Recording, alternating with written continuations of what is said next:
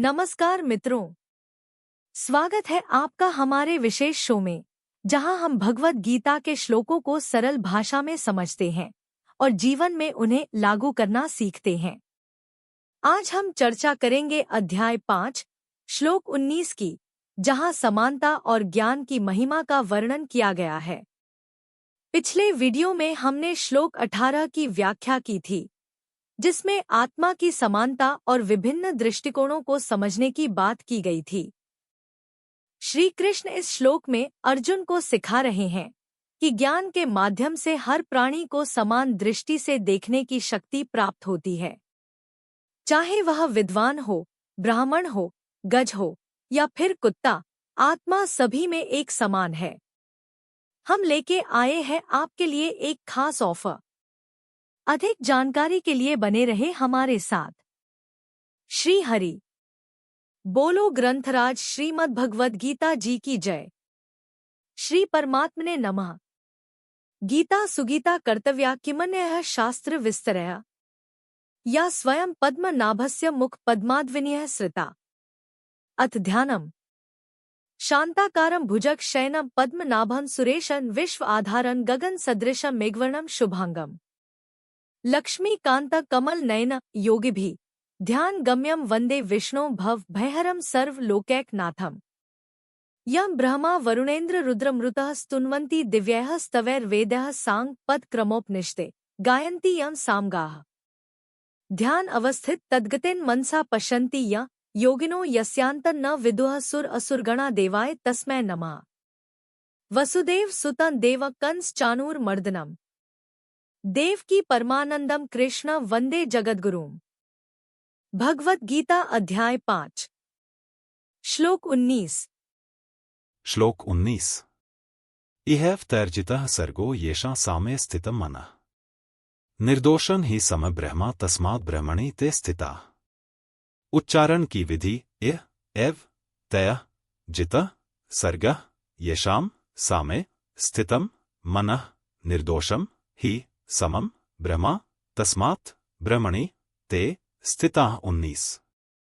येषाम अर्थात जिनका, मन अर्थात मन, सामे अर्थात संभाव में, स्थितम अर्थात स्थित है, तह अर्थात उनके द्वारा, इह अर्थात इस जीवित अवस्था में, एव अर्थात ही, सर्गः अर्थात संपूर्ण संसार, जितः अर्थात जीत लिया गया है, ही अर्थात क्योंकि, ब्रह्मा अर्थात सच्चिदानंदघन परमात्मा, निर्दोषम अर्थात निर्दोष और समम अर्थात सम है, तस्मात् अर्थात इससे, ते अर्थात वे, ब्रह्मणि अर्थात सच्चिदानंदघन परमात्मा में, ही, स्थिता अर्थात स्थित हैं।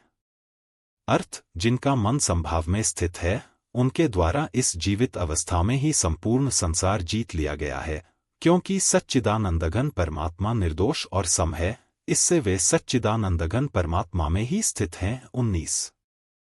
व्याख्या येषां सामे स्थितं मनः परमात्म तत्व अथवा स्वरूप में स्वाभाविक स्थिति का अनुभव होने पर जब मन बुद्धि में राग द्वेष, कामना, विषमता आदि का सर्वथा अभाव हो जाता है, तब मन बुद्धि में स्वतः स्वाभाविक समता आ जाती है, लानी नहीं पड़ती। बाहर से देखने पर महापुरुष और साधारण पुरुष में खाना पीना, चलना फिरना आदि व्यवहार एक सा ही दिखता है, पर महापुरुषों के अंतःकरण में निरंतर समता, निर्दोषता, शांति आदि रहती है और साधारण पुरुषों के अंतःकरण में विषमता, दोष, अशांति आदि रहती है। जैसे पूर्व में और पश्चिम में दोनों ओर पर्वत हों, तो पूर्व में सूर्य का उदय होना नहीं दिखता, परंतु पश्चिम में स्थित पर्वत की चोटी पर प्रकाश दिखने से सूर्य के उदय होने में कोई संदेह नहीं रहता। कारण कि सूर्य का उदय हुए बिना पश्चिम के पर्वत पर प्रकाश दिखना संभव ही नहीं। ऐसे ही जिनके मन बुद्धि पर मान अपमान, निंदास्तुति, सुख दुख आदि का कोई असर नहीं पड़ता तथा जिनके मन बुद्धि राग द्वेष, हर्ष शोक आदि विकारों से सर्वथा रहित हैं, उनकी स्वरूप में स्वाभाविक स्थिति अवश्य होती है। कारण कि स्वरूप में स्वाभाविक स्थिति के बिना मन बुद्धि में अटल और एकरस समता का रहना संभव ही नहीं है। इहैव तैर्जितः सर्गः, यहाँ तय पद में बहुवचन देने का तात्पर्य यह है कि सभी मनुष्य परमात्म तत्व की प्राप्ति कर सकते हैं और संपूर्ण संसार पर विजय प्राप्त कर सकते हैं। इह एव पदों का तात्पर्य है कि मनुष्य जीते जी वर्तमान में ही यही संसार को जीत सकता है, अर्थात संसार से मुक्त हो सकता है। शरीर, इंद्रिया, मन, बुद्धि, प्राणी, पदार्थ, घटना, परिस्थिति आदि सब पर हैं, और जो इनके अधीन रहता है उसे पराधीन कहते हैं। इन शरीरादि वस्तुओं में महत्व बुद्धि होना तथा इनकी आवश्यकता का अनुभव करना, अर्थात इनकी कामना करना ही इनके अधीन होना है। पराधीन पुरुष ही वास्तव में पराजित, हारा हुआ है। जब तक पराधीनता नहीं छूटती तब तक वह पराजित ही रहता है।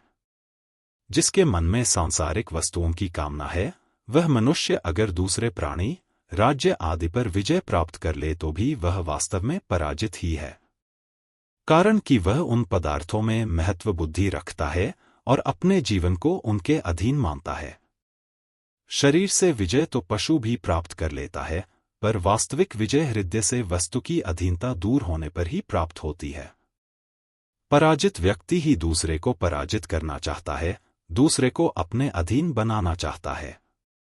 वास्तव में अपने को पराजित किए बिना कोई दूसरे को पराजित कर ही नहीं सकता।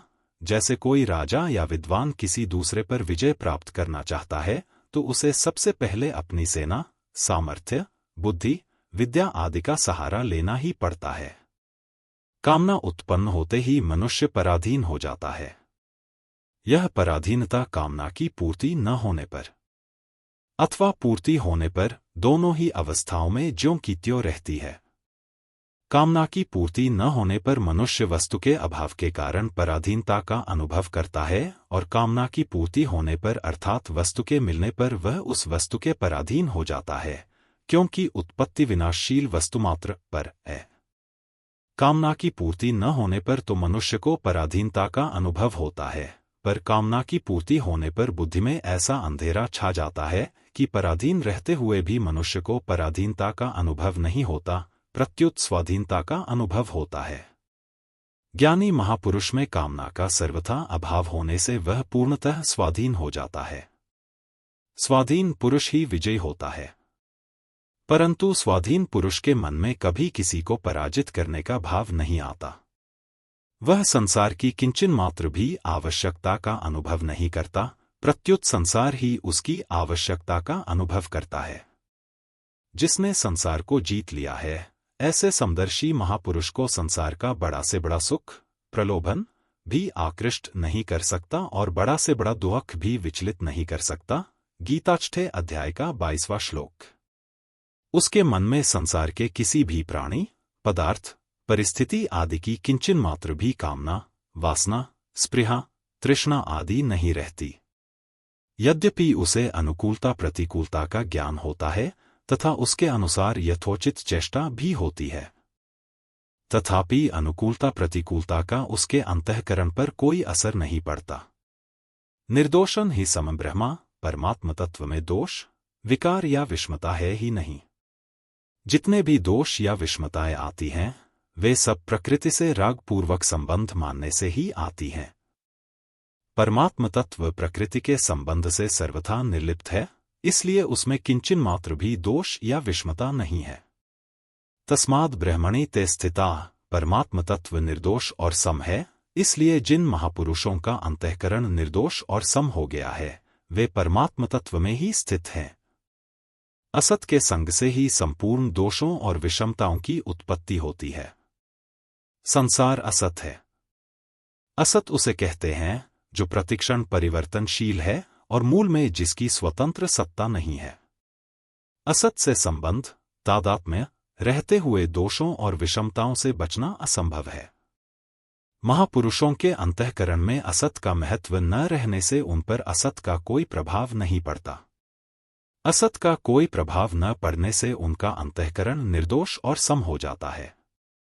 निर्दोष और सम होने से उनकी परमात्म तत्व में स्वतः स्वाभाविक स्थिति हो जाती है, जो कि पहले से ही है।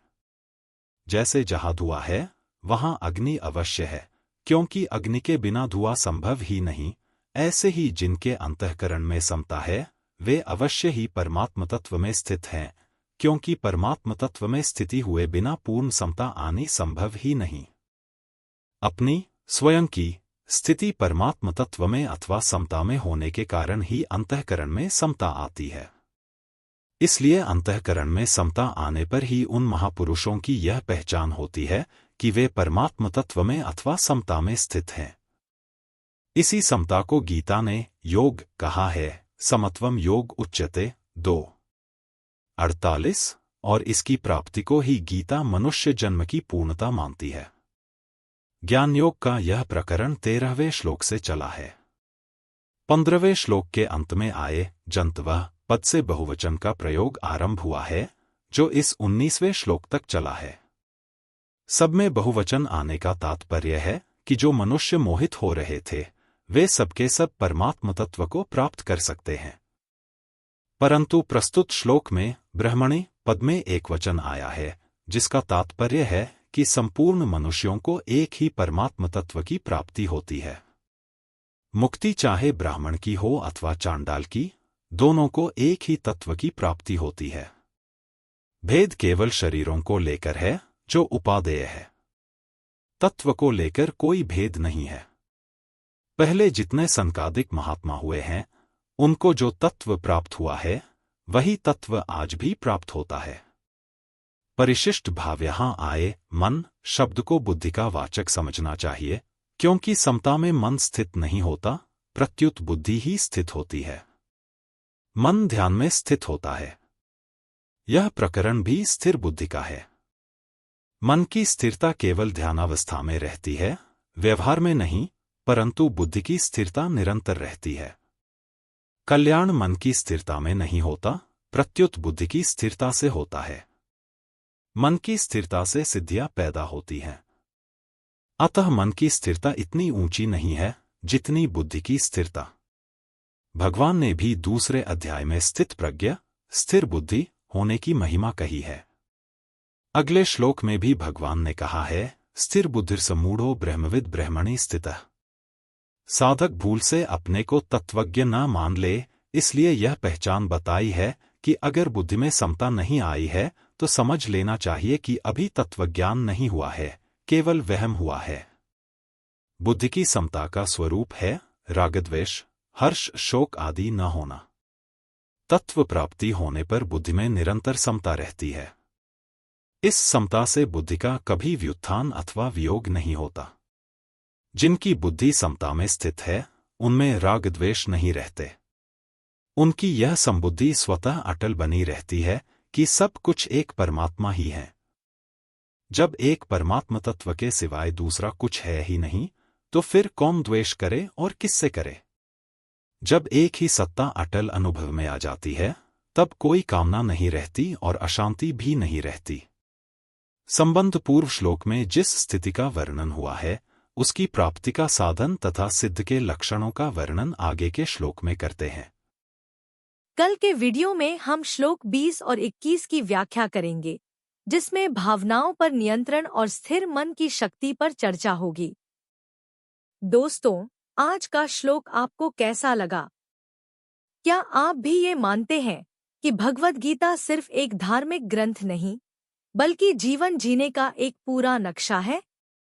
अगर हाँ, तो इस वीडियो को लाइक और शेयर करके अपनी सहमति जरूर बताएं। और हाँ, आपके लिए खास ऑफर में वाउचर और YouTube प्रीमियम जीतने का सुनहरा मौका है। बस चैनल को सब्सक्राइब करके QR कोड पर जाकर अपनी डिटेल्स भर दो और कमेंट करें। अगर आपके कमेंट पर 9 लाइक्स आए तो 2 महीने का YouTube प्रीमियम आपका। क्या बात है ना? https://forms.gle/cwmada7hk6zdndy6। याद रखें, हर समस्या का समाधान हमारे भीतर ही है। भगवद गीता का ज्ञान हमें यह सिखाता है कि हम कैसे अपने भीतर की शक्ति को पहचान सकते हैं और अपने जीवन को सफल बना सकते हैं। कल मिलते हैं एक और रोमांचक श्लोक के साथ। तब तक के लिए अपना ध्यान रखें और भगवद गीता की सीख को अपने जीवन में उतारते रहें। बोलो ग्रंथराज श्रीमद् भगवद गीता जी की जय। जय श्री कृष्ण।